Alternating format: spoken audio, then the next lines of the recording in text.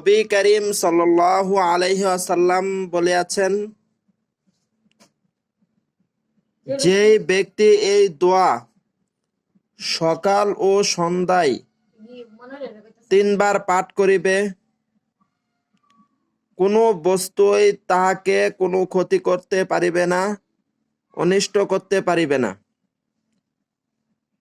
নবী করিম সাল্লাল্লাহু আলাইহি ওয়াসাল্লাম যে দোয়াটা পড়িতেন, বিসমিল্লাহিল্লাযী লা ইয়াদুররু মা ইসমিহি শাইউন ফিল আরদি ওয়ালা ফিস সামাই ওয়া হুয়াস সামিউল আলিম।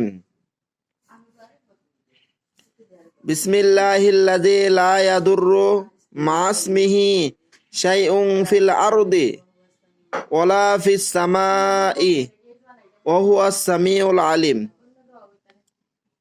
অর্থ হলো, আমি ওই আল্লাহর নামে আরম্ভ করিতেছি, যাহার নাম লইয়া শুরু করিলে আসমান জমিনের কোনো বস্তুই অনিষ্ট করতে পারবে না, এবং তিনি সব কিছু শ্রবণকারী ও মহাজ্ঞানী।